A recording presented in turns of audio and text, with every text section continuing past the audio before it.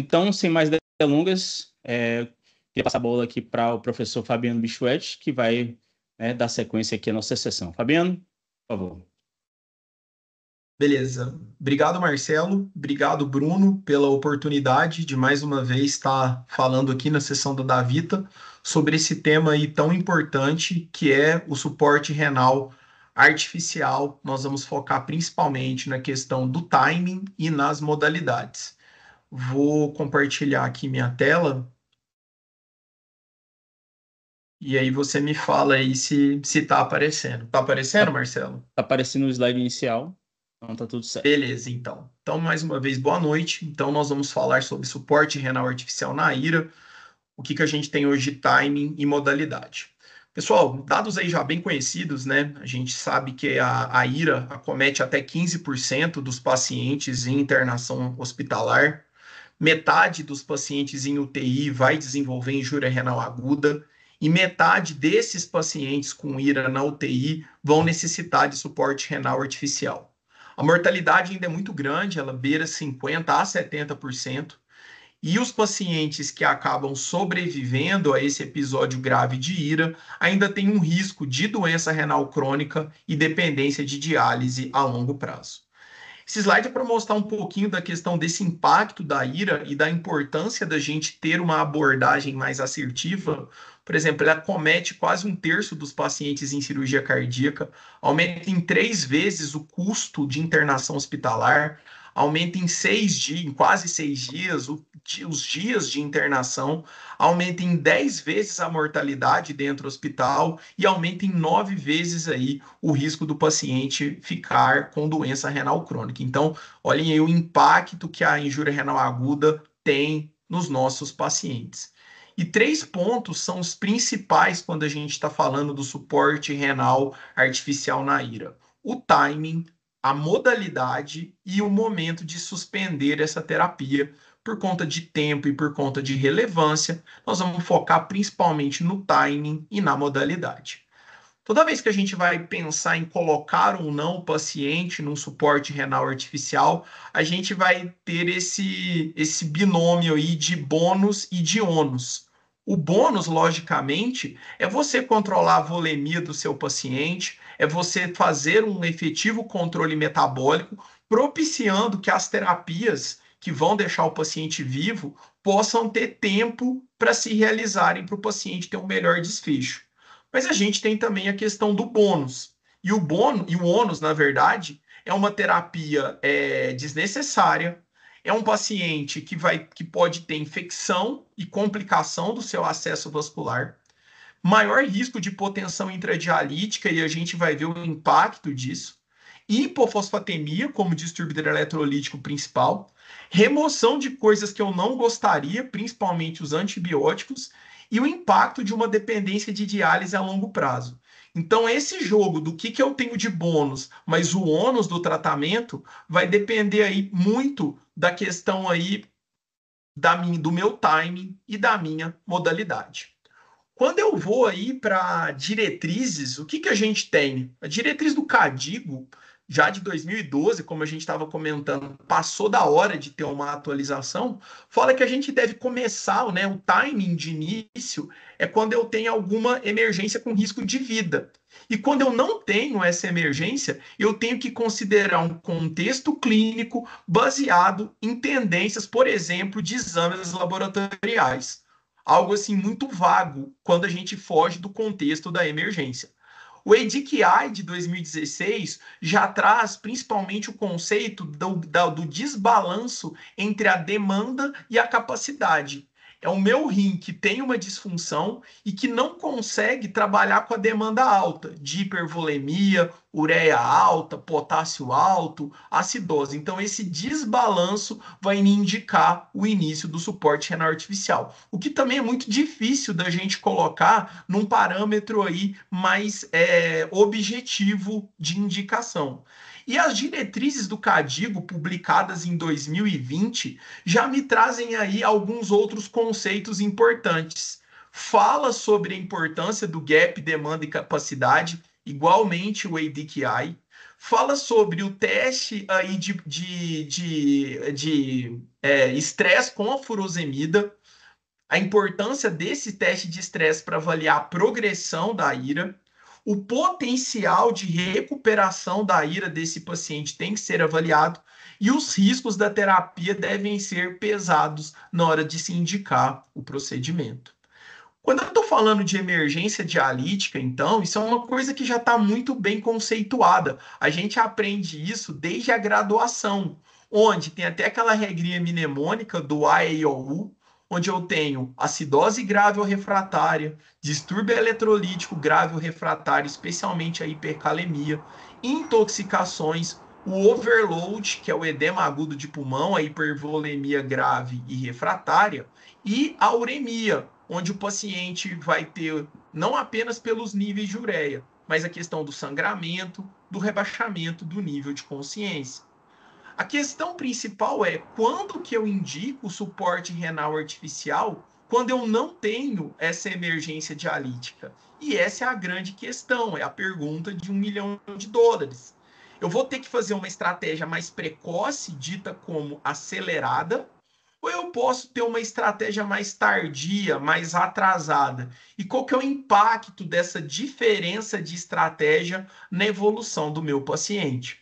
Quando a gente vai recorrer à literatura, desde os trabalhos iniciais lá de 1960, esse autor já trouxe o conceito de uma diálise profilática. Aqueles pacientes que tinham uma ureia mais alta, mas não tinham nenhum outro sintoma, esse autor avaliou 15 pacientes e viu que dialisar só para baixar nível de ureia num paciente sem potássio alto, sem acidose, traria um benefício para esses pacientes.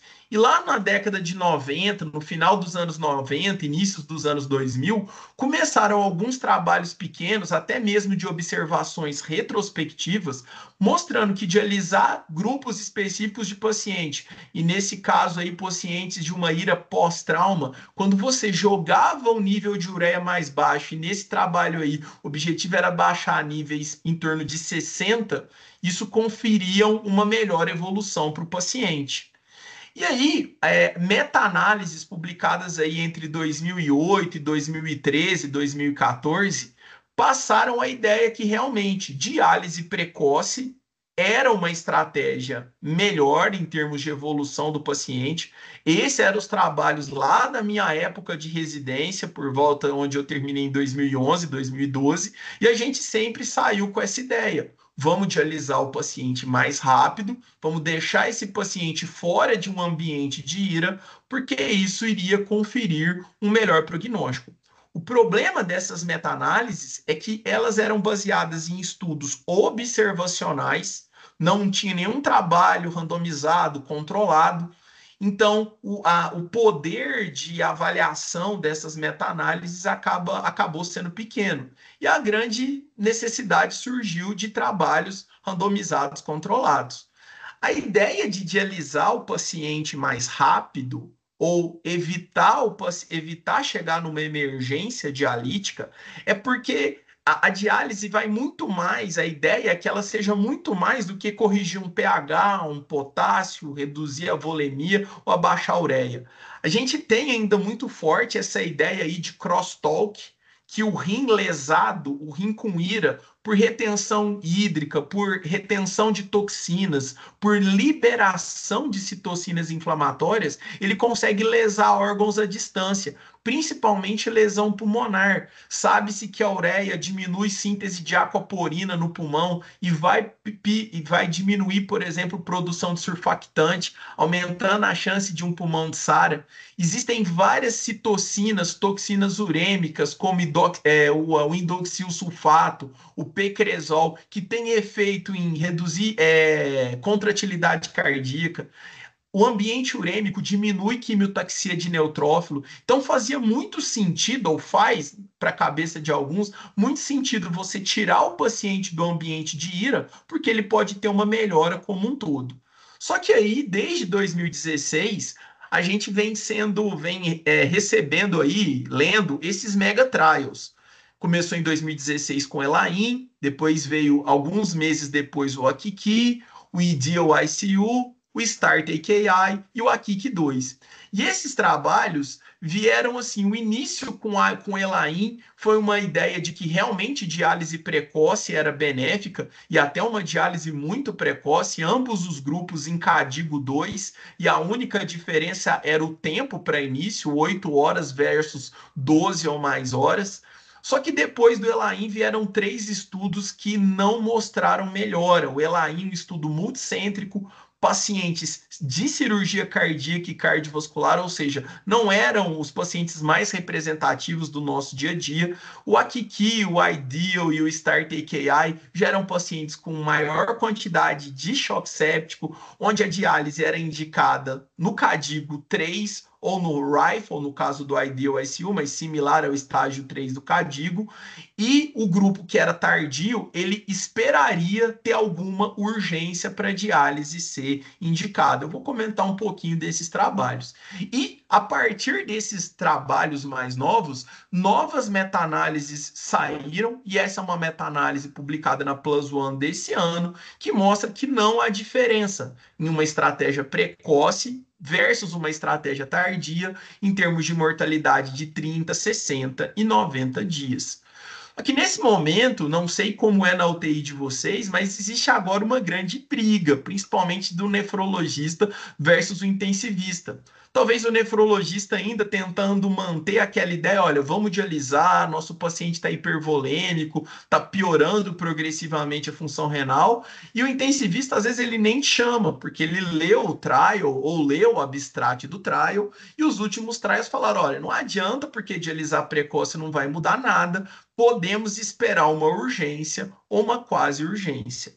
Então, o que os trials te contam é que, por exemplo, pacientes de cirurgia cardíaca e cirurgia vascular parece que tem mais benefício num suporte renal artificial mais precoce, porque é isso que mostrou o Elaine. Só que não houve benefício em se dialisar mais precocemente outros grupos de pacientes, principalmente com choque séptico, como mostraram aí os outros 3 trials. O problema desses trabalhos é que o critério precoce foi apenas a classificação do CADIGO 3, com tempo médio de 2 a 8 horas para se indicar a diálise após diagnóstico. E a minha primeira pergunta é: quem indica diálise apenas pelo CADIGO? Eu acho que ninguém. O critério tardio precisava de uma urgência, mas o tempo decorrido até não foi tão grande, de 30 a 57 horas, numa média de 48 horas. Um dado muito interessante é que de quase metade dos pacientes do grupo tardio desses 3 trabalhos não chegaram a precisar de um suporte renal artificial, porque eles não tiveram aqueles critérios de urgência. Isso aconteceu porque muitos recuperaram ou outros morreram antes de começar a diálise. Só que o trabalho que também tem muito impacto é o AKIK 2, que comparou uma estratégia tardia versus uma muito tardia. E o que para eles era muito tardio? Mais de 72 horas de oligoanúria e mais de 240 de ureia. E nesse grupo não houve nenhum benefício em esperar mais. O trabalho foi desenhado para ter dias livres de suporte renal artificial e não teve diferença. E pior, a mortalidade em 60 dias foi maior, com um risco relativo de 1,65. Esses trabalhos também mostraram que aquele paciente que já era renal crônico prévio e você começa a dialisar, ele tem maior dependência de diálise em 90 dias. Então, talvez esse seja um grupo para a gente tentar olhar com um pouquinho mais de cuidado na ideia de ser mais precoce. E que a estratégia acelerada, principalmente baseado no STAR-TKI, foi associada a maiores riscos, como hipotensão, hipofosfatemia, trombocitopenia e maiores custos. Mas agora, pessoal, tem algumas coisas que os trials não te contam, e é isso que eu quero frisar aqui. O Elaine é o melhor trabalho para a gente avaliar impacto da terapia substituição renal, porque no grupo precoce todo mundo dialisou, e no grupo tardio quase todo mundo dialisou. Então, para a gente comparar impacto da diálise, o Elaine é o melhor dos estudos. E ele incluiu pacientes que tinham N-gal positivo, ou seja, sabidamente uma IRA queria evoluir de uma maneira mais persistente, e também usou como critério SOFA, que é aquele paciente que está evoluindo mal clinicamente com outras disfunções orgânicas. E isso é um critério que a gente usa muito no dia a dia. Coisa muito importante. pH menor que 7,15, potássio maior que 5,5 e hipervolemia não esteve presente em quase nenhum dos trials. Então, será que o paciente do trial é aquele paciente que você está sendo chamado para ver na UTI? Porque se não for, se alguém te pedir avaliação com um potássio de 6, ele não adianta fazer qualquer inferência sobre precoce e tardio, porque ele não está no trial. Então, a gente tem que tomar cuidado com isso. No Start AKI, ele foi o único trial que incluiu hipervolemia, mas só podia ter 7% de ganho do peso corporal. Quando a gente pega um paciente que está mais hipervolêmico que isso, a gente também não pode usar os trials para nortear nossa conduta. O Start AKI, mais de 3.000 pacientes foram excluídos após o nefrologista avaliá-lo inicialmente e indicar diálise. Chegavam para o nefrologista na hora de randomizar o paciente e perguntavam: você acha que esse paciente vai precisar de diálise nas próximas horas? Se a resposta fosse sim, baseada apenas no achismo do nefrologista, que é muito importante, tem até trabalho que mostra isso, o paciente era excluído e metade dos pacientes randomizados foram excluídos por conta disso. Vira, né? O AKIC e o IDEAL ICU, eles Só um mostraram que segundinho, o Fabiano. paciente do grupo tardio foi o que mais morreu. E isso não está muito bem citado nos trabalhos. Então, aquele paciente que você randomizava para uma estratégia mais atrasada, mas que acabava precisando de diálise, foi o que mais morreu. 17% dos pacientes do IDEAL ICU teve indicação de emergência para indicar a diálise. E esses pacientes tiveram maior mortalidade. No Start AKI, o paciente da estratégia precoce foi o que teve melhor controle do seu balanço hídrico. Então, naquele indivíduo hipervolêmico, será que uma estratégia precoce realmente não é melhor? Nenhum desses trabalhos considerou gap demanda-capacidade e o status clínico na hora de indicar o suporte. E o desfecho mortalidade tão falado em todos esses trabalhos, ele independe somente do suporte renal artificial. Como exemplo, até de um trabalho ele fala, imagina um paciente com IRA, com sepse e FA, que você coloca ele no grupo precoce, e ele tem uma boa evolução com a diálise. Mas por conta da FA ele faz uma embolia, ele tem um choque séptico de foco abdominal e morre. Eu não posso falar que a morte dele foi atribuída a uma diálise precoce. Então, para a gente tentar juntar o que esses trabalhos falam, mas principalmente tentar extrair o que eles não falam para a gente, na urgência dialítica clássica, a gente tem que indicar o suporte renal artificial. Numa IRA persistente e grave, a gente também tem que indicar. Então, assim, esperar mais que 72 horas, numa média de 48 horas, talvez não seja a melhor conduta. E muita gente fala, qual que é o nível de ureia seguro? O único trabalho que respondeu isso foi o AKIC 2. E viram que dialisar com ureia acima de 240 está associado a piores desfechos. E eu tenho que pensar também em situações onde o suporte renal artificial claramente traz melhoria para o paciente. Em que sentido? Aquele paciente hipervolêmico com PIP alto, com FO2 alta, aquele paciente onde eu quero instituir suporte multiórgão, como remoção de CO2, SPAD, suporte hepático, e aquele indivíduo hipercatabolismo, onde eu quero reduzir esse aporte grande de soluto, como na rabdomiólise e na lise tumoral. Quando eu não tenho, talvez, esses 3 itens aí principais, a gente faz essa conduta aí de espera atenta, watchful waiting ou wait and see, como dizem alguns autores, que nada mais é do que faça a reposição volêmica do seu paciente, um cristalóide que tem menor concentração de cloro, sempre guiada por metas, evitando a hipervolemia. Faça o suporte hemodinâmico, onde você vai considerar associação de vasopressor, correção de débito cardíaco, correção de anemia, usando todas as ferramentas que a gente tem, lactato, GAP-CO2, saturação venosa central mista de oxigênio.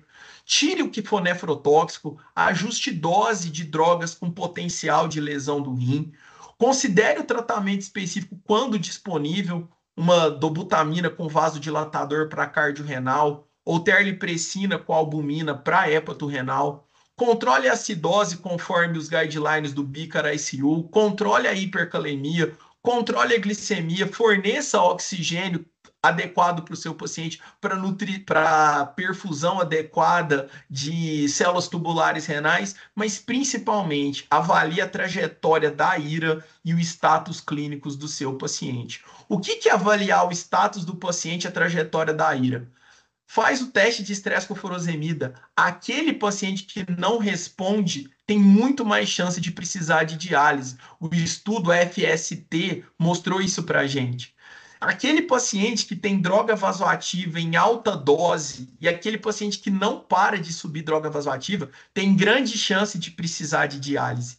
Aquele paciente que tem uma IRA por sepse e cujo processo infeccioso não está controlado, ele mantém leucocitose, ele mantém PCR alto, também tem uma evolução desfavorável da IRA.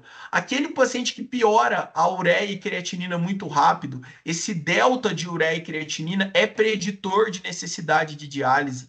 Pacientes que têm acidose e hipercalemia, que embora não urgentes, podem se tornar. A gente sabe que o ambiente de acidose piora a afinidade de droga vasoativa. Uma hipercalemia não tão grave num agudo tem potencial de arritmia diferente do crônico. Paciente que não tem controle da volemia, mas principalmente avaliar paciente com disfunção orgânica. O SOFA, para todos esses trabalhos que eu comentei, o Ideal ICU, o STAR-Take, ele foi preditor de necessidade de diálise no grupo tardio. Então, aqueles pacientes do grupo tardio com que eu tinha que esperar a urgência apareceu muito mais naqueles pacientes com um SOFA maior, e considere fortemente entender essa questão do gap entre demanda metabólica, demanda volêmica e a capacidade. Uma frase que eu gosto muito é: não olhe só a foto, olhe o filme. Muitas vezes você olha a foto, você olha o momento do paciente, você acha que ele não precisa de dialisar, você vai deixar para vê-lo só no outro dia, você não vai se preocupar com essa evolução, mas a evolução pode não ser muito boa. Então, tentar prever a tentativa de prever a evolução do paciente, não apenas pelo momento, mas olhar os indícios que o paciente te fala, droga vasoativa subindo, processo infeccioso não controlado, vão te dar uma noção mais assertiva do momento de se indicar diálise para esse paciente. Esse é um slide que eu acho interessante, que é do ADKI, que ele tenta explicar um pouquinho essa questão do que seria o gap demanda-capacidade. A capacidade do rim a gente consegue ver através do teste de estresse, através de biomarcadores e até da classificação do CADIGO. Mas a demanda a gente vai ver como é a hipervolemia, que o paciente está lá com balanço hídrico positivo, o rim está lá tendo 1.000 de diurese, mas o balanço hídrico está 2.000 acumulado todo dia. 1.000 de diurese é insuficiente para a demanda. Aquele paciente que mantém o nível de ureia alto, aquele paciente que tem SOFA ruim, que tem Apache ruim, mostrando que ele tem uma doença aguda que precisa de uma capacidade maior do rim para manter a equipoese, a hemostase, e aquele paciente que também tem uma doença crônica, uma IC, uma cirrose, ele vai precisar de uma capacidade renal maior, que muitas vezes vai estar ausente nesse momento aí de IRA. E um outro exemplo que eu gosto é que, assim, o exame pode ser o mesmo para duas situações. Então, por exemplo, uma creatinina que subiu de 0,8 para 2,6, com uma ureia de 150 que não assusta muito, com potássio de 5,5 que também não assusta muito, com BIC de 17. Às vezes esse paciente aí você vai ficar na dúvida, mas olha como o contexto muda a nossa abordagem. Se a gente pegar esses exames num contexto de uma cardiorrenal, onde, por exemplo, a dobutamina foi iniciada 12 horas. Pós-dobutamina, o paciente abriu diurese com uma dose baixa de furo. O balanço hídrico parece que não está tão positivo e não está dando tanta interferência no paciente. Ele está consciente, ele está orientado, ele ventila espontaneamente, ele não tem infecção, talvez dê para segurar. Mas ponha esses exames agora nesse contexto, num choque séptico, numa norivasopressina em aumento progressivo, numa diurese de 800 em 24 horas, tá ok, mas às custas de muita furosemida, com um balanço hídrico extremamente positivo, num paciente com parâmetros altíssimos de ventilação mecânica, ou seja, a hipervolemia impactando no pulmão, e esse paciente com processo infeccioso totalmente descontrolado.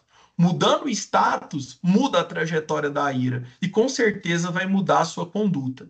Então, a doutora Ashita falou numa aula dela, há 2 anos atrás, que a melhor pergunta não deveria ser quando a gente deve iniciar o suporte renal artificial, mas sim para quem o suporte renal deve ser iniciado. Essa é a pergunta, é muito mais importante do que o timing, muitas vezes. E esse outro trabalho do professor Kellogg, ele coloca como última frase o tamanho one size does not fit all. Um tamanho único não vai servir para todo mundo. E eu acho que o suporte renal artificial é bem isso.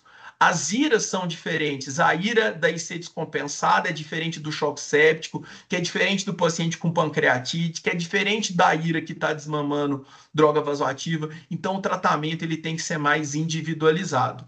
E a partir disso, dessa noção de individualização do tratamento, vem saindo subanálise dos grandes trials. Esse trabalho, publicado há 2 anos, mostrou que quando o critério CADIGO era definido pela creatinina e não pela diurese, ou seja, o paciente subiu a creatinina, mas ainda estava urinando bem. O pior desfecho foi para aquele grupo que dialisou precocemente. Você às vezes começou diálise num paciente que subiu a creatinina, mas que ainda estava urinando bem, esse grupo não evolui bem.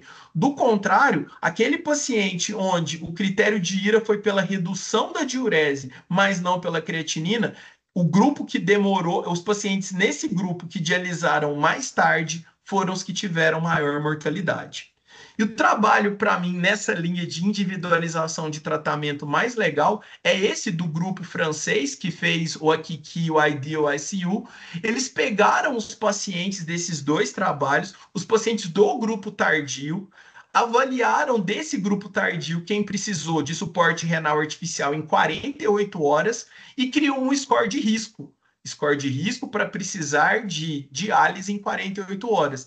E dividiu os pacientes em 5 grandes grupos. O grupo de baixo risco até o grupo de muito alto risco. E pegou esse score e aplicou agora em todo mundo. Porque ele tinha pacientes, então, que dialisaram precoce com risco alto e dialisou e pacientes que dialisaram tardio também em risco alto. E o que ele observou? Ele dividiu aí em 5 quartis. Se a gente observar o Q1, é o paciente com baixo risco de precisar de diálise. E aí, dialisar precoce e tardio não faz diferença.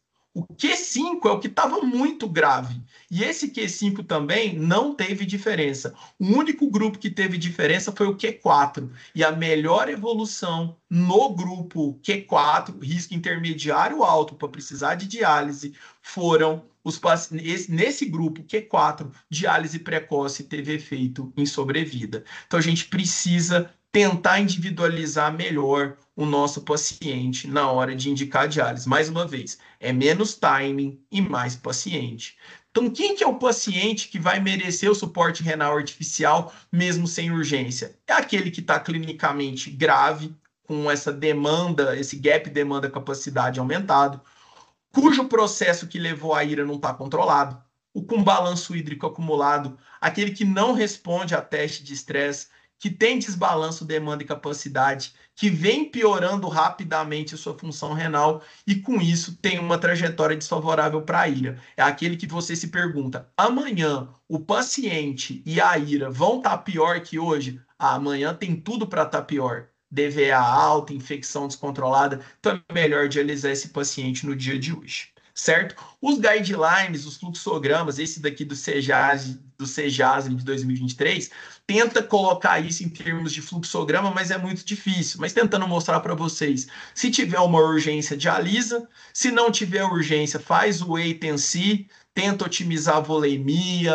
tenta otimizar a questão hemodinâmica, faça testes que tentem prever a evolução da ira, como, por exemplo, teste de estresse com furosemida, biomarcadores.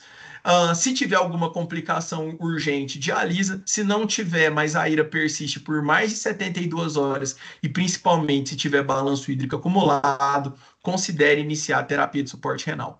E eu acredito fortemente que no futuro a gente vai usar cada vez mais biomarcadores. A gente tem o NephroCheck, que é muito falado hoje, mas o melhor deles parece que é o CCL14, principalmente associado ao teste de estresse com furo. Programas de inteligência artificial que vão conseguir predizer qual que é o paciente que vai precisar de diálise e, principalmente, qual é o efeito do suporte renal artificial nesse paciente e subfenótipo.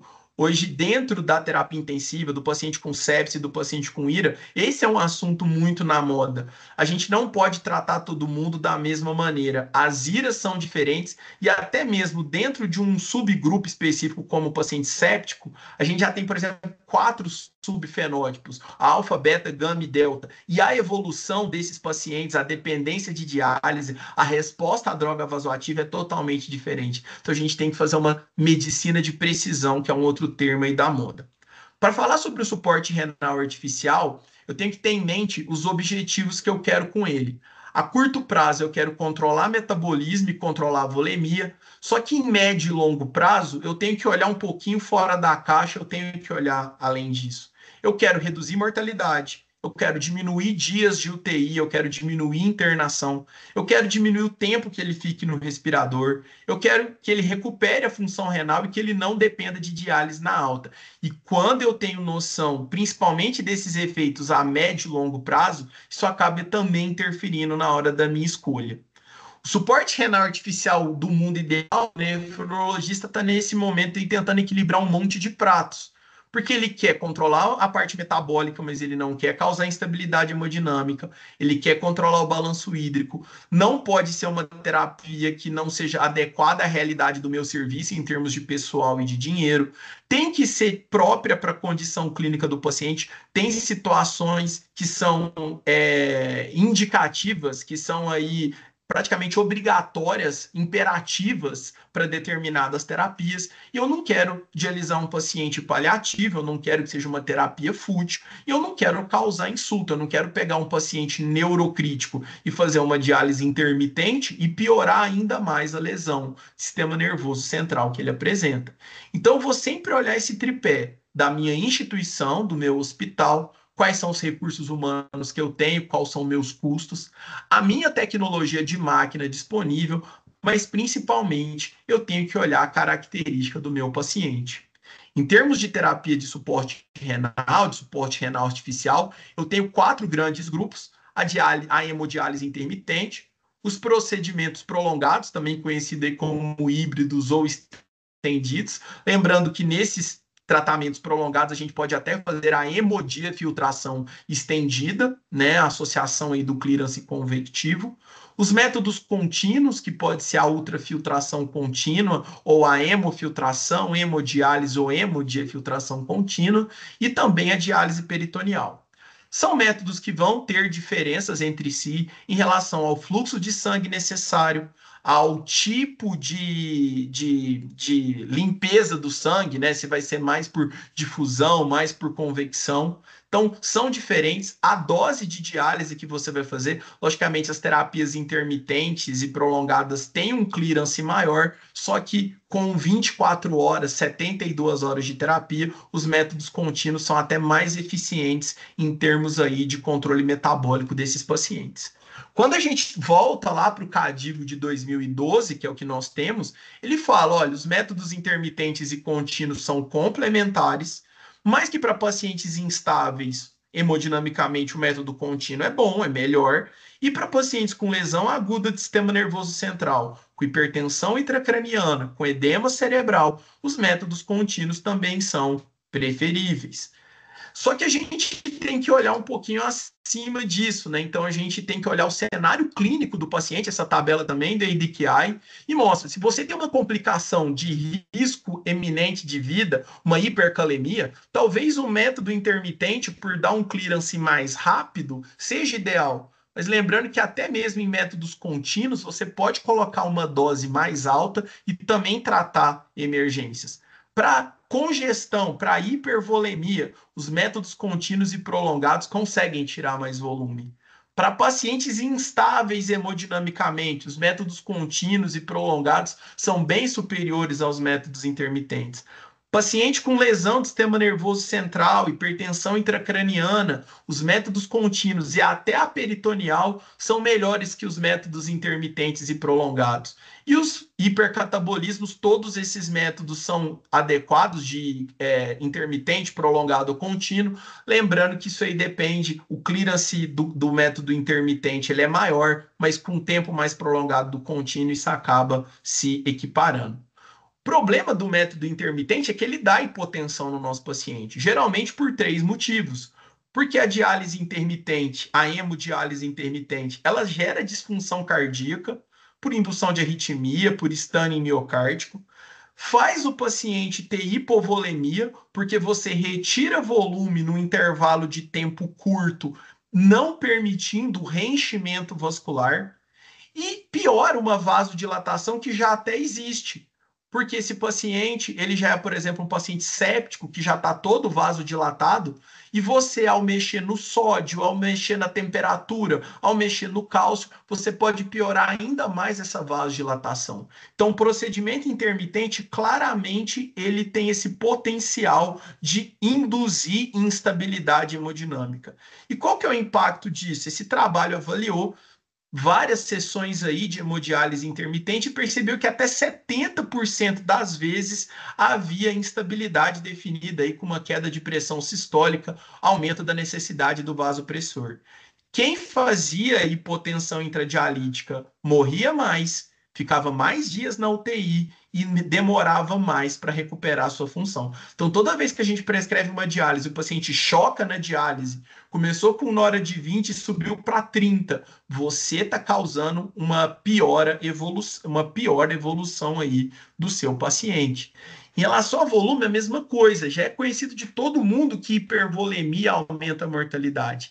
E trabalhos já conseguiram mostrar, se você retira volume desse paciente, se você negativa o balanço dele mais rápido, você tem impacto de melhor sobrevida. E os métodos intermitentes, eles te limitam a retirada de volume.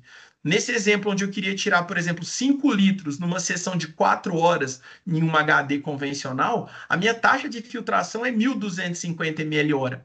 Ao passo que, se eu passar isso para uma prolongada de 8 horas, eu vou ter metade dessa taxa de ultrafiltração. É bem mais estável. Só que eu ainda, se eu quiser prolongar ainda mais, passando por uma diálise contínua, isso cai para 200 ml hora. Então, retirada de volume melhora a sobrevida, só que eu não consigo retirar volume com determinadas técnicas, principalmente a intermitente.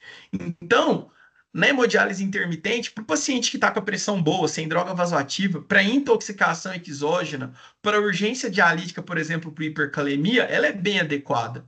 Mas para aquele paciente que é um neurocrítico hepatopata, eu vou ter uma redução de osmolaridade muito rápida. Isso vai dar edema cerebral. Para o paciente instável, esse paciente vai tolerar mal. E para aquele paciente que eu preciso tirar muito volume, que está com balanço hídrico positivo, piora da parte ventilatória, a diálise intermitente também não vai conseguir ser tão efetiva. E quem que é o nosso paciente de UTI? Você pode estar numa UTI cirúrgica, você pode estar numa UTI mais de pacientes clínicos, mas o seu paciente-alvo, tenho certeza que todo mundo aqui é chamado, principalmente no doente da UTI, ele está instável hemodinamicamente, com 2 ou mais drogas, ele está séptico, ele é um cardiopata, um hepatopata, e ele está hipervolêmico, porque ele tomou muito soro na ressuscitação inicial da sepse, ele está num pós-op, ele é cardiopata, ele está tendo muita entrada como nutrição parenteral. Então, esse é o nosso público-alvo e a gente tem que tentar fornecer a melhor diálise possível. Então, num exemplo hipotético aqui, de um paciente instável hemodinamicamente, que eu preciso dialisá-lo, e o meu objetivo, logicamente, é melhorar o metabolismo e tirar, por exemplo, 2.000 ml por dia, numa diálise intermitente eu teria que prescrever 4 horas com fluxos altos, e isso daria uma UF rate aí de 500 ml hora. Numa terapia contínua em 24 horas, eu consigo trabalhar com fluxos muito mais baixos, o que vai me dar uma redução de osmolaridade muito mais lenta, permitindo o reenchimento vascular, e a minha taxa de ultrafiltração de 500 ela cai para 84 ml hora. Logicamente, um procedimento contínuo, por reduzir mais de forma lenta a osmolaridade, por ter uma menor taxa de UF hora, eu vou ter muito mais estabilidade hemodinâmica. Então, uma estratégia é a terapia híbrida, né? Como aqui o exemplo que eu coloquei aqui do lado, como se fosse um carro híbrido, onde eu vou pegar as vantagens, por exemplo, da terapia elétrica com a vantagem do motor a combustão, onde eu vou pegar a vantagem da terapia intermitente, que é o baixo custo, a facilidade operacional, com algumas vantagens das terapias contínuas, que é a redução mais lenta de osmolaridade e a possibilidade de tirar mais volume. Então, a terapia prolongada, ela fica no meio tempo, onde eu vou fazer uma sessão aí de mais tempo que uma intermitente, eu vou trabalhar com fluxos de sangue dialisato mais baixo, mas sem perder eficiência, porque eu estou dobrando o meu tempo, e vou ter uma menor taxa de UF hora, eu vou conseguir tirar mais volume, ou vou tirar até o mesmo volume que eu tiraria numa intermitente, só que aqui com menos instabilidade. E eu ainda posso lançar a mão de algumas estratégias para melhorar a hemodinâmica no procedimento intermitente e no procedimento prolongado. Eu posso ter algumas cartas na manga. E eu tenho basicamente 5. Trabalhar com temperatura do dialisato mais baixa, por mais que no crônico o estudo lá, o MyTemp, não mostrou grandes benefícios, no agudo a gente percebe claramente que diminuir a temperatura do dialisato confere uma melhor estabilidade hemodinâmica por induzir vasoconstricção e contratilidade cardíaca. Trabalhar com sódio mais alto do dialisato, porque isso aumenta o poder de osmolaridade intravascular, diminuindo a chance de ter uma hipotensão, uma vasodilatação. Diálise com sódio de 145, 150. Fazer a ultrafiltração descasada da hemodiálise, ou seja, fazer primeiro ultrafiltração e depois HD, que é o que a gente chama de sequencial, ou fazer diálise num dia e ultrafiltração isolada no outro dia. Quando a gente faz ultrafiltração isoosmótica, a gente induz bem menos hipotensão. Tem trabalhos que mostram isso. Dialisar com banho de cálcio mais alto, porque isso aumenta o tônus vascular e a contratilidade cardíaca. E tem muitos trabalhos, provavelmente um trabalho até da professora Etienne, feito alguns anos atrás, publicado na Critical Care, onde a administração pré-diálise de solução osmótica, como a albumina, protege contra essa hipotensão, ou minimiza os riscos dessa hipotensão por permitir esse melhor reenchimento vascular. Lógico, a albumina é uma estratégia cara, mas numa situação talvez de exceção de um doente onde você só tem intermitente ou só tem prolongado e precisa tentar tirar volume, talvez seja uma alternativa aí a ser considerada. Mas principalmente ver qual que é o paciente que é de risco. Às vezes você está lá prescrevendo 2 litros de UF e ele não precisa. E esse trabalho feito aí pelo Dr. Rogério, nosso colega, ele mostrou que pacientes que têm hipotensão intradialítica estão associados, por exemplo, a pacientes que têm a manobra aí de elevação passiva das pernas positiva. Então, aquele paciente que tem um leg rising positivo, ele, teoricamente, ele tolera volume. Então, não é para você tirar tanto volume dele na diálise. Então, identificar esse paciente de risco com manobra de leg rising, com POCOS. Eu já vi alguns trabalhos que fazem o delta PP em tempo real durante a diálise. Você vai ter uma segurança maior de prescrever o F do seu paciente e, consequentemente, vai ter uma maior estabilidade hemodinâmica. São só exemplos de prescrições numa diálise prolongada na máquina de proporção e na máquina de tanque. Na máquina de proporção, a gente consegue fluxos de sangue de 150 a 200, o banho não abaixa mais que 300 na maioria das máquinas, sódio alto, possibilidade de aumentar o bicarbonato, temperatura baixa e ultrafiltração geralmente variável, não passo de 200 a no máximo 400 ml hora, isso é muito variável, com possibilidade aí de colocar até perfil de ultrafiltração. Na máquina de tanque, a gente já tem o fluxo de sangue dialisato, você pode diminuir, até usando a linha 2:1, você consegue abaixar ainda mais o dialisato. Tem o sódio fixo, o bicarbonato fixo, mas realmente funciona muito bem. Você consegue chegar até 14, 16, 18 horas aí de procedimento. Para terminar, falando um pouquinho de terapia contínua, ela é ideal, porque para algumas situações em onde você precisa ter menor variação de osmolaridade, então para o paciente neurocrítico, para aquele paciente chocado com alta dose de droga vasoativa, cardiopata, hepatopata, é a que vai garantir maior estabilidade hemodinâmica, é a que vai te possibilitar retirar mais volume pela questão do tempo, pela taxa de ultrafiltração hora. Estudos, às vezes, não têm impacto em mortalidade, mas impacto em menos tempo de UTI, menos tempo de ventilação mecânica e menor dependência de diálise. Isso é uma coisa importante a ser considerada. Compensação de paciente hipercatabólico. correção de uma hiponatremia grave, e ainda tem um plus que a gente vem discutindo hoje muito nos últimos anos, que é o suporte multi-órgãos, que é hoje uma nova atuação, se eu puder dizer assim, do nefrologista, e a possibilidade de imunomodulação com remoção de toxina. Trabalhos já são bem interessantes em relação a isso. Se você compara uma diálise intermitente com uma contínua, a intermitente ela dá picos da pressão intracraniana, ao passo que na contínua a pressão intracraniana ela fica estável. Isso é o que indica esse tratamento como primeira linha para o neurocrítico, para o paciente com encefalopatia, hiperamonemia, encefalopatia hepática e hiperamonemia. Você consegue tirar mais volume num paciente com contínua, isso é fato. Já tem trabalhos que conseguem mostrar isso. Você negativa o balanço mais rápido e isso tem impacto em mortalidade.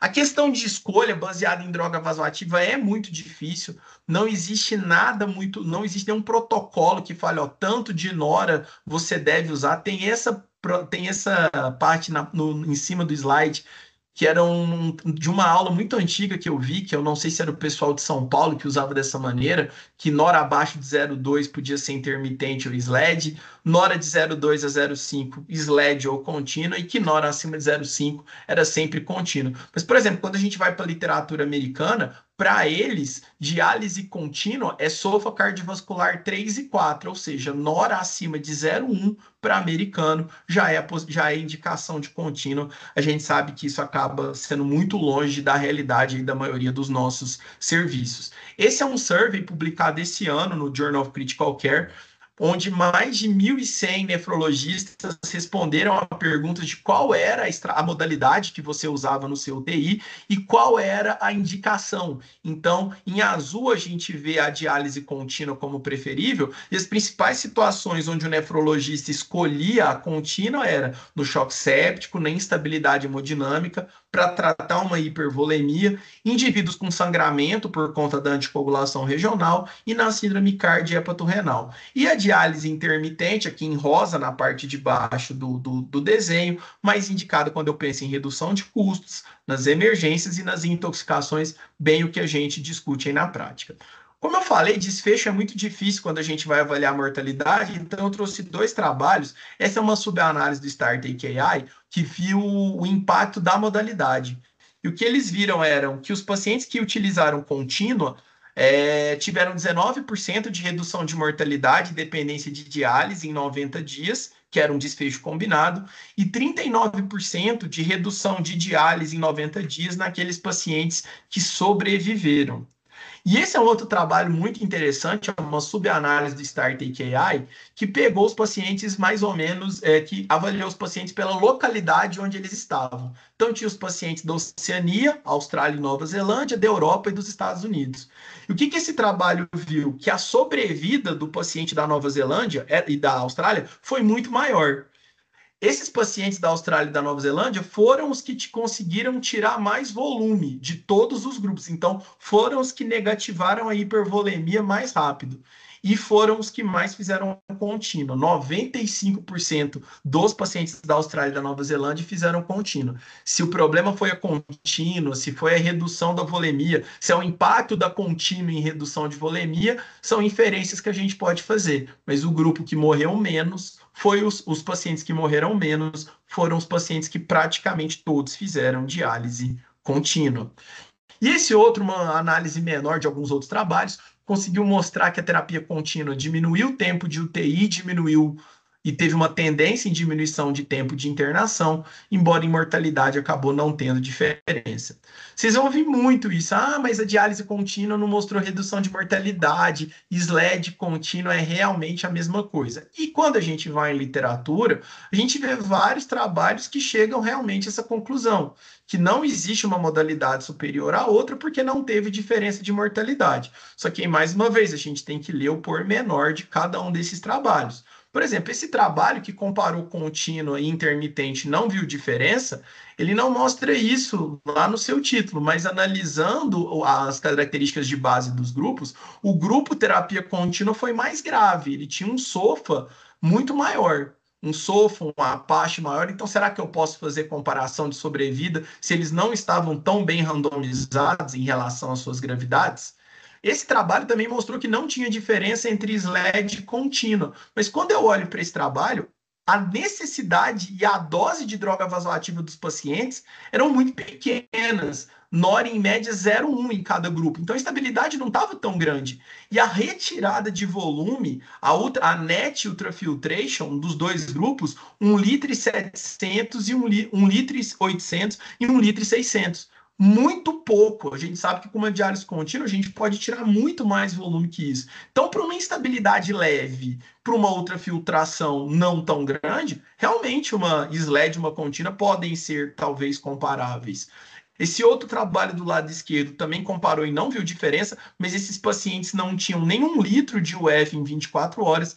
Esse outro trabalho também não viu diferença de sobrevida, mas notem que 3/4 dos pacientes não tinham vasopressor. Então, realmente, comparar paciente que não está tão grave, não vai ter muita diferença contínua e SLED. Tanto que essa outra meta-análise que avaliou a modalidade em termos de perfil de paciente, conseguiu mostrar que para hipervolemia uma diálise contínua é melhor, como aquele paciente que está hemodinamicamente estável, a hemodiálise intermitente para ele está mais do que adequada. Então a gente tem que adequar a terapia para o nosso perfil de paciente. Então, eu também faço sempre essa analogia. Se você tiver um paciente, por exemplo, um IRA cardíaco 3, com NOR e vaso, balanço hídrico positivo, parâmetro alto de ventilação mecânica, esse carrinho apertado aqui é intermitente, vai dar muito. A SLED sendo uma adaptação, apesar de que realmente não é 100%, e talvez a diálise contínua seja mais adequada para esse perfil de paciente, que acaba sendo um paciente que a gente vê mais aí no dia a dia.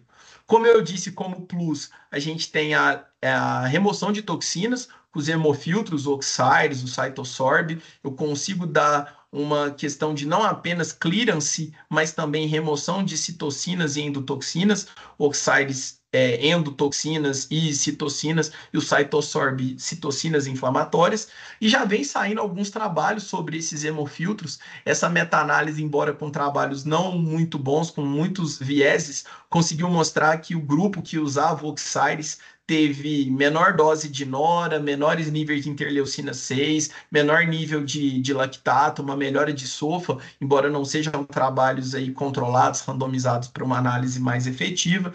E esse trabalho interessante, publicado no ano passado, no JAMA, pacientes em cirurgia cardíaca que foram submetidos aí a uma sessão de passagem do sangue pelo Oxyres, não foi de diálise, foi simplesmente rodava o sangue na máquina, num grupo era um hemofiltro qualquer e no outro grupo era o Oxyres.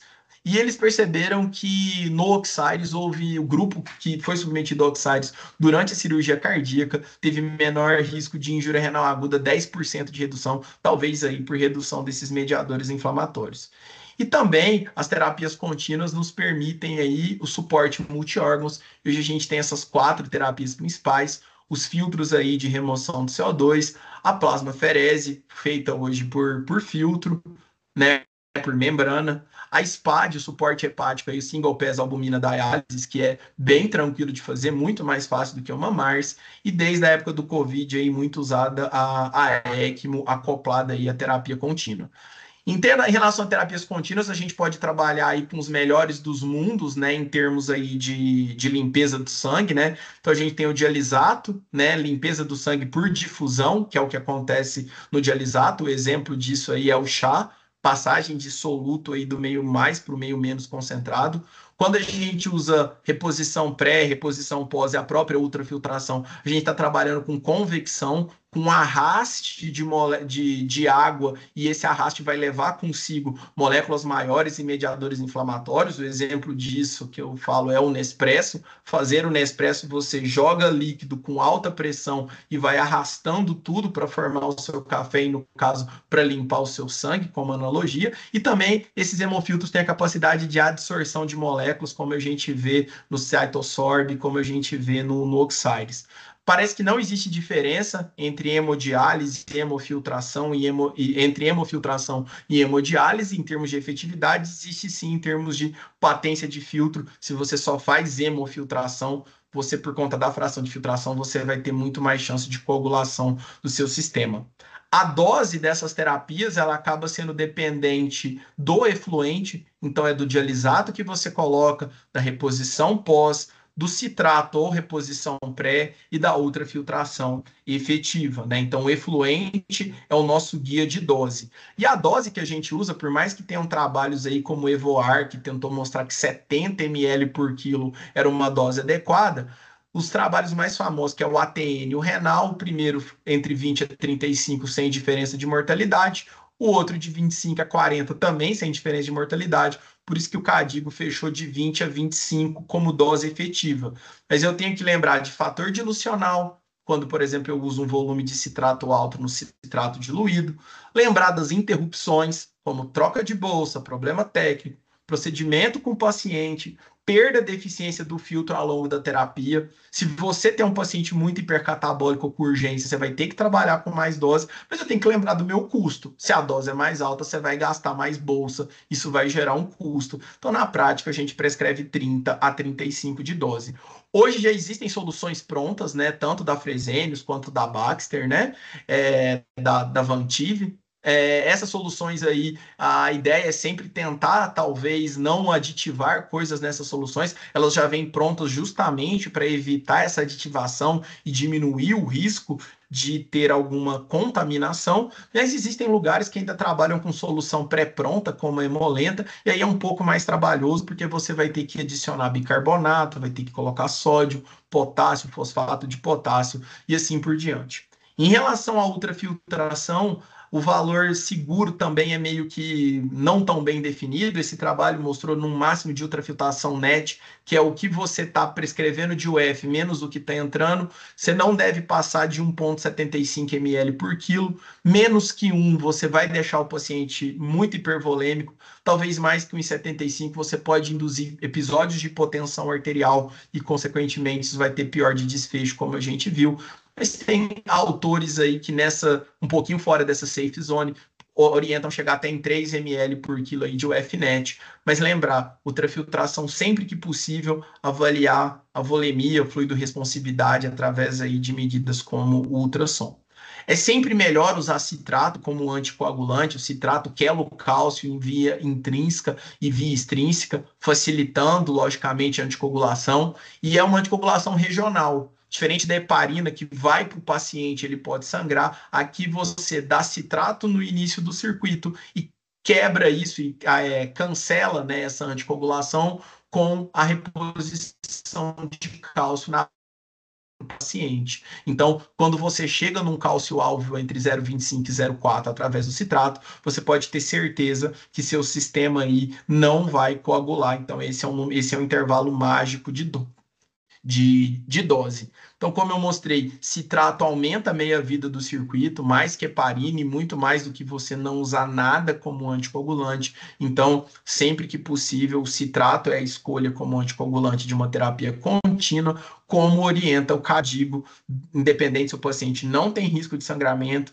ou tem risco de sangramento. Como nós estamos falando de uma anticoagulação regional, o citrato é melhor do que a heparina. Então, como eu disse, é uma anticoagulação onde eu tenho esse protocolo e cálcio citrato presente aí em todas essas novas máquinas aí de CRRT, onde no início da terapia, logo que o sangue sai do paciente, o paciente recebe o citrato quela o cálcio do sistema abaixa muito e isso bloqueia a cascata de coagulação e na volta do paciente você dá cálcio para reverter essa hipocalcemia induzida pelo citrato e porque as soluções geralmente ela não tem cálcio também, até para não interferir nesse processo.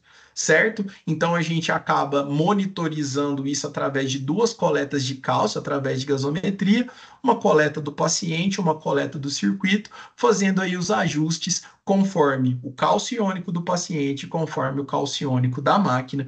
E hoje a gente tem aí várias soluções aí de citrato, 4, 2,2, 0,5%, vai depender muito de qual máquina e de qual protocolo você vai usar.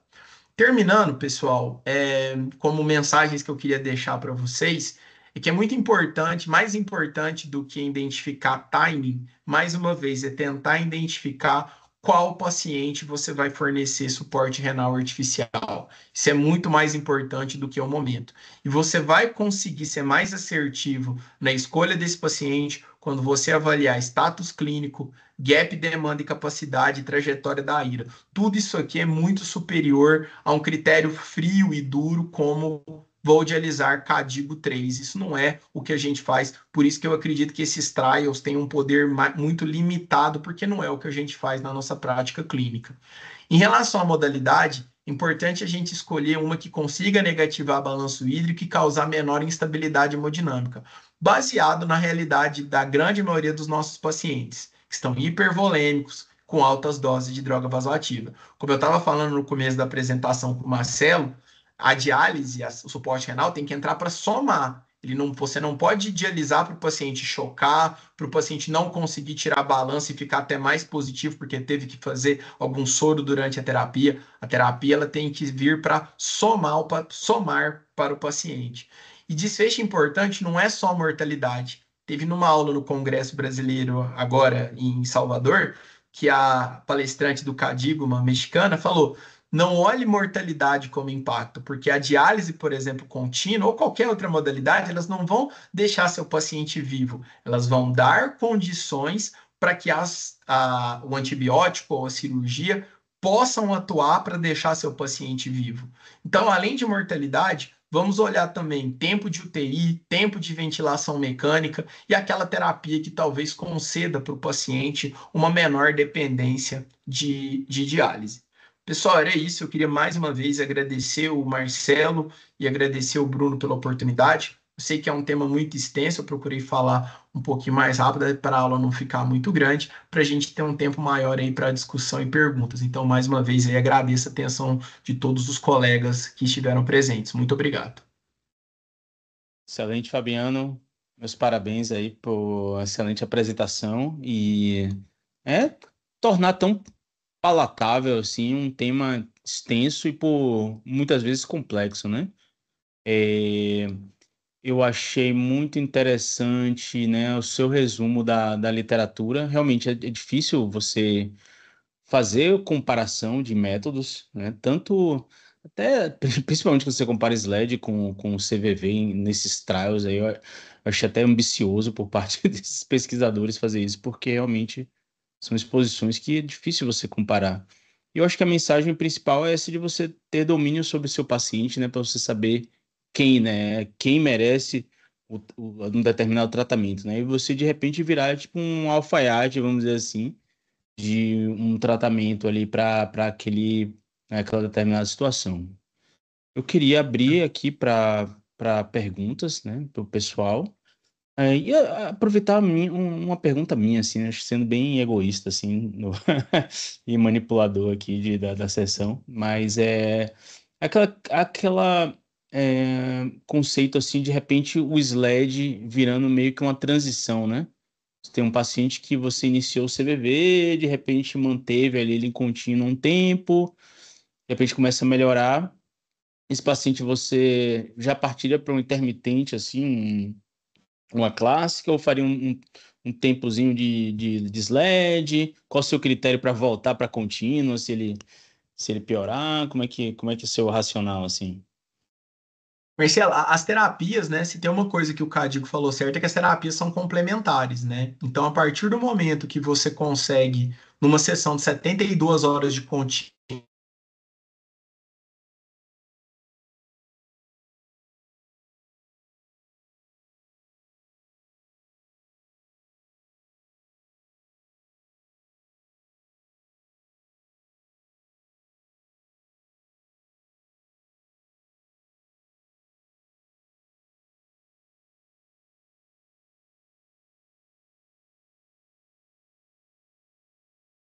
Ah, pensei que só foi para mim aqui. Travou, Fabiano, né? Para mim travou. Acho que ele É, travou, né? acho que sim. Esperar aí que ele vai É, retornar. um minutinho. Bruno, você tem algum recado aí pro pessoal? Você sempre tem alguma coisa para comentar, alguma notícia, algum comentário aqui pro pessoal? Tem sim. É, aproveitar aqui enquanto o Fabiano não retorna. Só lembrar aí, Marcelo, que em agosto, a gente está definindo aí, fechando a data certinho, mas a gente vai ter nosso primeiro simpósio de nefrologia da Davita. Então, a gente está fechando ainda a organização, né, o modelo, mas já está definido que... Acho que o Fabiano talvez esteja voltando aqui. Tá voltando agora. Então tá bom. O modelo já está definido, vai ser online, vão ser 2 dias. A gente em breve vai estar com a programação pronta para divulgar aí para todo mundo. Então, enquanto o Fabiano está voltando, aí eu já vou deixando aqui o recado para, enfim, o pessoal já saber, já pode espalhando aí que esse ano vai ser o nosso primeiro simpósio da Davita, que vai ser online, esse simpósio. Muito bom. Aí tá aí uma excelente notícia para a comunidade aí da Davita. Vai ter, obviamente, aqui aberto e a gente não vai cobrar a inscrição, então vai ter a inscrição, mas não vai ter nenhum valor financeiro para participar. Ótimo. Ótima notícia para a nossa aldeia. Tu voltou aí, desculpa. Travado. Eu tinha caído aqui, desculpa. Então, só em relação ao que o Marcelo falou, são terapias complementares, né? Então, o ideal, se você consegue, em 72 horas, numa terapia, negativar balanço, melhorar a parte hemodinâmica, você deve transicionar. A escolha por intermitente ou por SLED vai depender do que sobrou de instabilidade hemodinâmica, né? Então, você pode, às vezes, fazer SLED, ou não tem nada que te impeça de ir direto para uma intermitente, se, por exemplo, na sessão, após 72 horas, o paciente já está, por exemplo, sem droga vasoativa. Já tive pacientes que fizeram a contínua, zeraram droga, melhoraram a volemia, mas ainda tem necessidade de diálise, dá para fazer intermitente sem problema. E só uma coisa que eu não comentei, que eu queria comentar, você falou sobre os trabalhos. Ninguém em sã consciência vai fazer o seguinte trabalho: olha, eu vou pegar pacientes instáveis hemodinamicamente, com nora acima de 0,5, hipervolêmicos, e vou randomizar eles, um grupo para SLED, um grupo para contínua. Então, esse trabalho ele não existe. Então, quando a gente tenta responder, às vezes alguns lugares falam, mas qual que é o nível de droga? Não tem isso na literatura, porque não vai ter mesmo, porque esse trabalho talvez nunca passaria em nenhum comitê de ética. Como é que você vai pegar um doente grave e colocar numa terapia que sabidamente ela é pior? Então, fazer comparações dessas terapias é muito difícil, porque igual os trials eles não mostram ao nosso paciente o que o grupo para eles é o grupo tardio, muitas vezes para nós está longe de ser o nosso precoce. Então, a gente tem que ter muito cuidado na hora de fazer essa avaliação. Marcelo, tem uma colega aqui que está com a mão levantada. Depois eu quero fazer uma pergunta, mas um comentário, na verdade. Mas passa para ela aí primeiro. Rafaela, por favor, você está com sua mão erguida? Boa noite. Doutor, eu queria perguntar sobre os antibióticos. Por exemplo, na contínua, a gente não ajusta. A gente faz a dose full e reza para dar certo. Já na SLED, como é que é a prática do senhor? Porque é complicado a gente ajustar por fórmulas que são desenhadas para o paciente que é crônico. E aí eu vou colocar isso para o paciente agudo. Como é que tem sido a sua prática no ajuste dessas drogas, sobretudo na SLED? Ótima pergunta. Olha, excelente pergunta, muito difícil, até vou querer depois ouvir a opinião dos colegas aqui. Na contínua, existem vários modelos aí, eu estava recentemente no IRA USP, teve uma aula muito boa sobre isso, sobre PKPD, dosagem de vancocinemia, dosagem sérica dos outros antibióticos, que muitas vezes não é o que a gente tem disponível no nosso meio. Na contínua, sim, eu deixo plena, e na SLED eu tenho um artigo, depois até posso passar, que fala dos principais antibióticos na SLED. Lá tem a dose, porque existe toda uma questão ali, porque o clearance não tem clearance por hemofiltração, é só clearance difusional. Então, para SLED eu tenho essa tabelinha, Rafael. Na verdade, é um artigo até antigo que eu peguei logo depois que eu terminei a residência, justamente por conta disso. Quando a gente vai para Sanford, vai para essas coisas assim, a gente fica talvez com mais dúvida do que acertos na hora da gente fazer a prescrição de antibiótico, né? A minha tendência é sempre jogar a dose mais para cima do que para baixo. Eu acho que a gente peca muitas vezes de pensar demais em proteção renal, acaba dando antibiótico de menos, que vai sair na diálise, e aí o paciente não vai melhorar da sepse e, consequentemente, não vai melhorar da IRA. Mas, assim, para a SLED eu tenho esse artigo, que depois eu mando para o Bruno, para o Marcelo, eles dão um jeito de disparar aí para você. Ou tento ver também o up-to-date, alguma coisa do tipo, mas até queria ouvir a opinião aí do Bruno, dos demais colegas, Fabiano, porque isso é difícil. Esse tema é sempre um tema de controvérsia. E assim, Rafaela, é difícil afirmar que na contínua a gente não ajusta. Depende. Se você for ler o Sanford, você vai ver que tem vários antibióticos ajuste de dose para CRRT. E quem é um pouquinho mais antigo, assim, tem um pouco mais de tempo, e acompanhou essa evolução, e eu participei um pouco disso, no Sanford, você inicialmente não tinha ajuste de dose nenhuma para CRRT, porque não tinha trabalho, e à medida com que o tempo foi passando, alguns trabalhos aí de farmacocinética, farmacodinâmica foram surgindo. E aqui no Rio era até pior, porque o que acontecia aqui, muitos já sabem dessa história, contínua era colocar o doente numa máquina de proporção, ligar o doente 24 horas na diálise na máquina de proporção, e aí dizia-se que estava fazendo diálise contínua. Então, aqueles ajustes que inicialmente começaram a surgir de dose de antibiótico, por exemplo, pelo UpToDate, pelo Sanford, eles eram para, de fato, as máquinas adequadas, os filtros adequados, os fluxos adequados para uma CRRT, seja uma CVV-HD ou uma CVV-HDF. Então, assim, aqui no Rio ainda era pior, né? Porque ficava sem uma discussão se ajustava a dose ou não naquele doente que estava numa máquina de proporção fazendo diálise contínua, ou seja, aí que não tinha estudo nenhum, né? Porque essa modalidade, na verdade, era algo, enfim, era um jeitinho que se dava para tentar botar o doente em diálise contínua.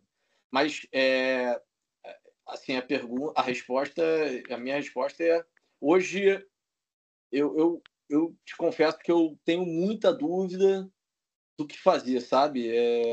Eu tenho uma tendência em deixar uma dose otimizada, mas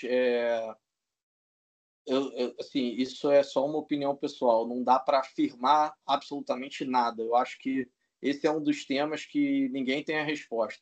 E, de novo, você pode consultar diversas fontes, vai ter fonte dizendo para você ajustar, vai ter fonte dizendo que você não deve ajustar, ou seja, para mim a resposta é que ninguém tem a resposta para esse tema. Tá? Por exemplo, se é um doente que eventualmente está usando um antibiótico e você acha que é a causa da nefrotoxicidade e por algum motivo você não pode suspender esse antibiótico e tem uma sugestão de ajuste de dose, você não vai fazer? Se tem uma literatura, não sei, talvez seja uma situação que vale a pena ajustar a dose, já que você tem uma referência e que pode ser um antibiótico nefrotóxico que naquele momento, sei lá, você não está por algum motivo podendo trocar ou não tem como trocar aquele antibiótico. É uma situação. Mas eu também estou aberto aqui, se alguém quiser colocar algum outro ponto. Tem um pessoal comum erguido aqui, Eduardo. Tá, uma pergunta? Boa noite a todos. Parabenizar o Fabiano aí pela palestra, excelente, viu? Meus parabéns. E eu queria perguntar, Fabiano, quais são os critérios que você usa para indicação de DP na terapia intensiva? Que a gente vê muito o HD e o DP. Como é que ficou essa história? Ficou em segundo plano? Como é que está essa situação? A gente fazia muito na residência, né, Fabiano? Isso. Pois é. Eduardo, obrigado aí pela pergunta. Eu não coloquei na aula, até por falta de conhecimento meu próprio, né? A gente sabe que, por exemplo, no Brasil tem uma experiência grande de Botucatu, o pessoal da doutora Daniela Ponce, que tem resultados, assim, inclusive comparáveis com contínua, com SLED, né? Eles geralmente usam a diálise de alto fluxo, né, por cicladora, passagem de catéter flexível, né? Então não se usa mais catéter rígido, não se usa mais fazer CAPD, DPA de alto fluxo. Saiu recentemente um consenso sobre DP de agudos, que inclusive com sugestões de prescrição para prescrição inicial e para prescrição de manutenção. Então, assim, eu não coloquei na aula porque ficaria extenso, mas acaba sendo uma alternativa interessante quando você, por exemplo, tem um doente instável hemodinamicamente, A gente sabe que na peritoneal um paciente cardiopata vai bem, numa hemodiálise prolongada, talvez ele não vá tão bem, né? Então, assim, seria mais ou menos, eu pensaria mais nesse grupo, né? Criança, né, logicamente, mas esse paciente instável, esse paciente talvez idoso mais frágil, né? Talvez seriam bons pacientes, mas depende muito de expertise. A melhor grupo para falar isso, sem dúvida nenhuma, é o grupo de Botucatu. Eu não sei nem se outros centros têm tanta experiência aí com diálise peritoneal para agudo, né? Tá bom, obrigado. Luiz, eu vi sua mão erguida aí. Não sei se você baixou agora, mas você tem alguma pergunta também? Não, eu também ia aproveitar e fazer uma pergunta mais como resumo. Primeiro, parabéns, Fabiano, pela belíssima aula. Foi um popurrí de tudo, né? Foi muito bacana. Mas eu acho que é justamente isso. Assim, mais do que intensivista, eu acho que a gente precisava de alguma coisa, principalmente no que se referisse à literatura, porque é justamente isso. Como a gente vai comparar pacientes completamente distintos, todos graves para caramba, que tem uma chance de mortalidade de no mínimo ali 50%, né? Então, a mortalidade em si é um desfecho duro que ninguém vai conseguir mudar muito, né? Então, a gente tem algum desfecho alternativo que a gente conseguisse, até por conta não só do intensivismo, mas até do gestor, né? A gente tem muita dificuldade, a gente faz milhões de laudos, milhões de coisas. Acho que tinha que ter algum documento oficial de alguma sociedade para poder ajudar a gente nessa situação, né? Eu falo por mim, assim, o pessoal, por exemplo, de BH aqui, por exemplo, acho que a própria Unimed de BH, que é um convênio mais forte, eles não autorizam a CRRT porque eles querem um laudo ou um documento falando qual que é a quantidade de droga que você vai, a partir de quanto de nora você vai indicar contínuo para o paciente. E realmente isso em literatura não tem. E na sociedade eu levantei isso nas nossas reuniões de departamento, da necessidade do departamento mesmo de IRA, não se não um consenso, mas pelo menos uma opinião nossa do grupo, de como que deveria estar mais bem escrita essa questão, né? A sociedade lançou ano passado o guia que fala mais da nomenclatura, de definição melhor, mas eu acho que ainda falta a questão para a gente definir melhor a indicação, né? Então, assim, hoje a gente fica muito à mercê, porque se o pessoal do convênio gestor quiser falar, olha, eu não vou autorizar a sua contínua porque não tem diferença de mortalidade, ele tem artigo para te falar que não tem diferença de mortalidade. E se a gente não pode tentar bater na tecla do menor dependência de diálise a longo prazo, a gente pode bater na tecla de menor tempo de UTI, mas o desfecho, mortalidade, que é o que o gestor vai querer ver, não tem diferença. E como eu mostrei, não dá para comparar. Nós estamos comparando nos trabalhos pacientes sem droga vasoativa, paciente que a gente não tem retirada de volume suficiente. Então, não tem nenhum trabalho que o doente está realmente grave, eu acho, a ponto de precisar uma diálise contínua. Talvez a gente deveria, no Brasil, fazer um trabalho desse, passar por não sei qual comitê de ética, para colocar que para determinado grupo de paciente, quem mexe com contínua sabe que o paciente fica melhor dialisado. Mas eu também não queria deixar de dizer que uma SLED pode ser muito bem feita e pode salvar muito vida do paciente, né? O Marcelo e eu somos da mesma faculdade, onde a gente fazia muito SLED e teve até trabalhos que o pessoal da residência dos colegas do Marcelo fizeram, que esse protocolo de sódio alto, temperatura baixa, perfil de UF, perfil de ultrafiltração, hoje, albumina pré-diálise, cálcio alto, diálise sequencial, começar com HD, depois UF, tudo isso otimiza a hemodinâmica do seu paciente. Então, a gente pode, mesmo numa terapia que muitas vezes a gente acha que não é boa, a gente pode deixá-la melhor ainda em prol do nosso paciente. Vou pegar uma última pergunta aqui Marcelão, só um minuto aí, só para pegar o gancho. Em relação a esse ponto, Luiz, eu acho que tem algumas coisas aqui que acho que é importante. Que a gente talvez não pode esquecer. Nesses trabalhos, quando a gente vai olhar os critérios de qualidade da diálise, seja da CRRT ou seja da SLED, né? Isso aí praticamente não tem dado. Então, assim, qual foi o tempo de downtime, qual a patência do filtro que foi desses estudos, né? Enfim, não existe dado sobre isso. No máximo, você tem ali a dose prescrita, nem se a dose prescrita de fato for entregue, você tem nesses trabalhos, que é outro ponto importante. Da SLED, eu estou fazendo uma revisão agora, porque na sexta-feira eu vou dar uma aula sobre isso no Congresso Colombiano de Nefrologia. Agora a Chita, junto lá com o Bagsha, com o grupo lá, né, dela, eles estão fazendo um trial nesse momento para definir critérios de qualidade para diálise intermitente no serviço hospitalar.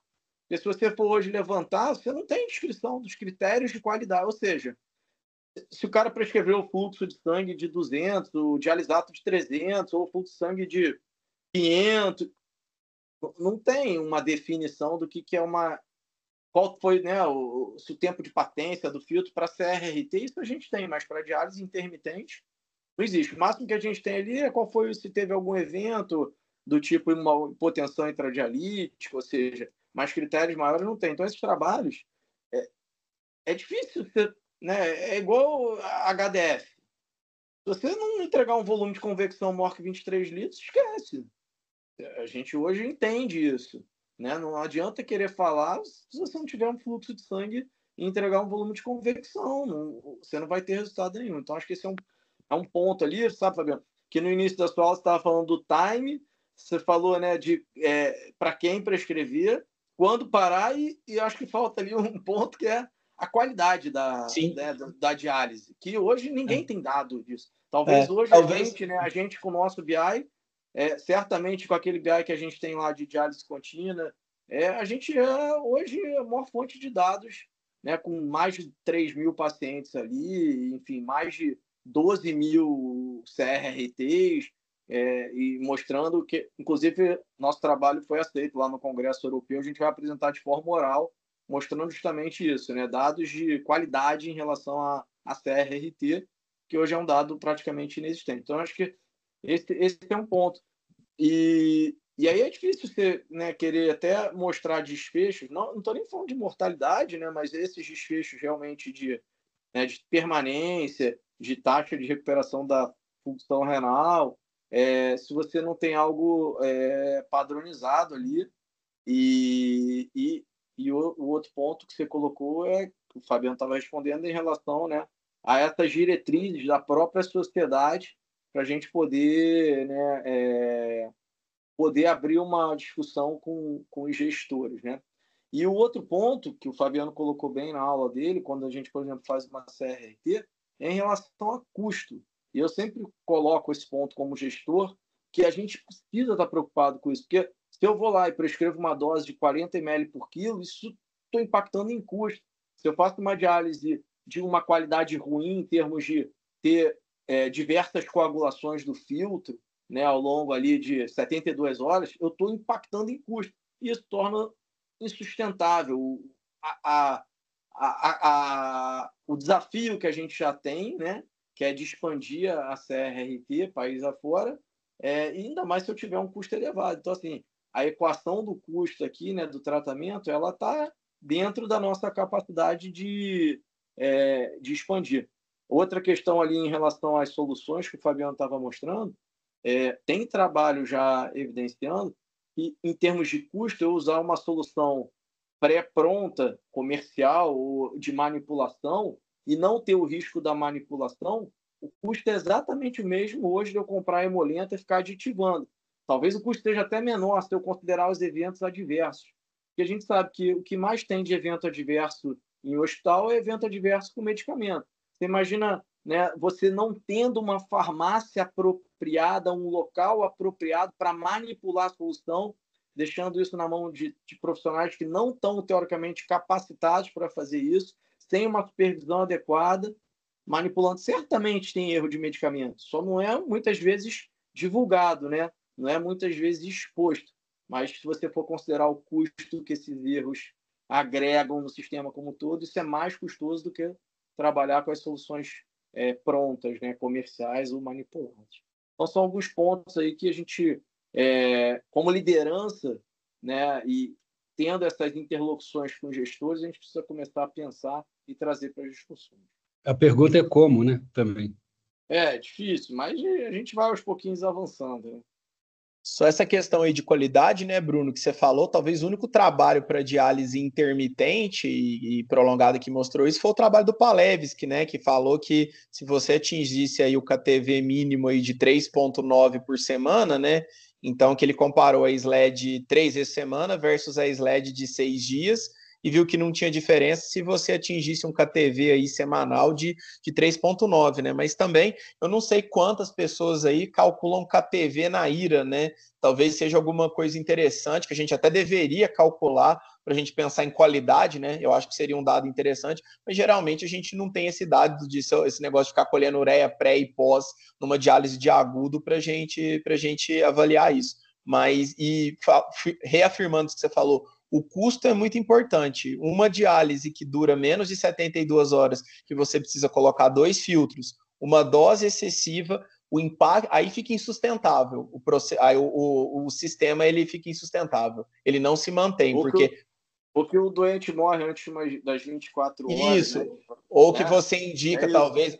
A gente também viu muito isso. Indicar para aquele paciente muito grave também não é uma boa. Então, é aquele negócio, não é timing, é quem. Tem muitos pacientes onde a terapia é fútil, e aí você não adianta o paciente estar com contínua, com SLED, com peritoneal, ele vai morrer de qualquer forma. Então, ter esse feeling também é muito importante, porque como você falou, ligar uma contínua e o paciente morrer 6 horas depois é um baita de um prejuízo para quem é gestor. Aí como é que você vai querer que o seu gestor autorize mais desses procedimentos? Aí a conversa fica difícil. Pessoal, eu vou deixar a Regina tá com a mão erguida aqui, eu vou deixar ela fazer uma pergunta e eu acho que dá para deu um bom tempo de debate aqui, então eu vou encerrar aqui com a pergunta de Regina, tá joia? Por favor, Regina, você ainda está com essa dúvida ou conte aí? Olá, Fabiano. Excelente sua aula, muito completa e objetiva. Só tinha uma vontade de saber sua experiência com diálise nos pacientes hepatopatas com hiperamonemia. Se você faz SPAD e depois daquelas 6 horas com a solução de albumina, você mantém que dose você mantém? Se mantém aquela dose alta de mais de 60 ml por quilo hora, né? E eu queria saber realmente sua experiência. Aqui nós temos muito transplante hepático e de vez em quando a gente se depara com pacientes com hepatite fulminante. Obrigado pela pergunta, Regina. Assim, eu não tenho tanta experiência com SPAD, eu prescrevi 4 SPADs na vida só, assim, não é uma experiência grande, mas assim, falando de literatura, tem que ser dose alta, mesmo parece que é o único grupo onde a dose parece que realmente tem uma diferença. Tanto no IRA-USP foi falado isso, nos protocolos aí do pessoal que mexe com isso, tem essa dose mais alta, e é isso, depois que a gente faz ali, coloca a bolsa que corre entre 6 a 8 horas, a gente volta para essa dose mais alta. É o único grupo aí que tem sabidamente benefício com uma dose mais alta para a gente ter essa redução aí mais rápida e efetiva da amônia. Existe no Japão um trabalho que está sendo feito agora para eles usarem dose de 20 prescrita, que vai dar uma dose menor ainda.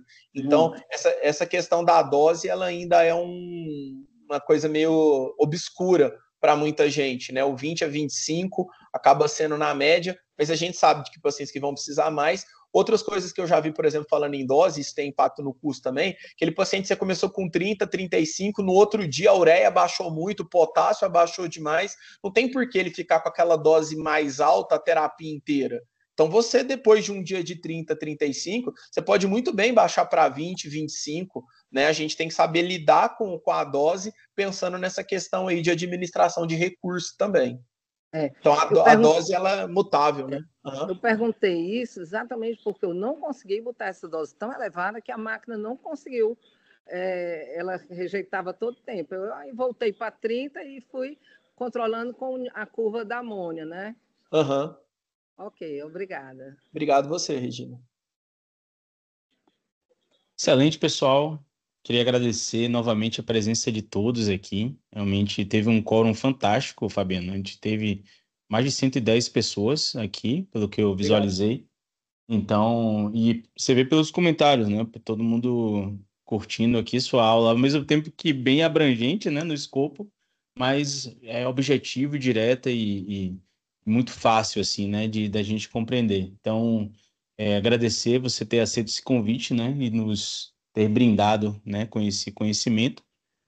E anunciar para o pessoal que mês que vem, né, do dia 19, a gente vai ter novamente a nossa sessão clínica aqui, sessão nacional, que promete ser bem interessante, né? E como o Bruno falou, em agosto a gente vai ter o nosso... A gente está chamando de simpósio, Bruno? Como é que a gente está chamando aqui o nosso evento? Nosso primeiro simpósio, isso aí. Primeiro simpósio da Vita. Então, todo mundo aqui convidado para participar, tá joia? Então... Valeu, Marcelo. Obrigado, Bruno, pela oportunidade aí. Valeu, grande abraço. Parabéns aí, cara. Obrigado, valeu. Tchau, pessoal.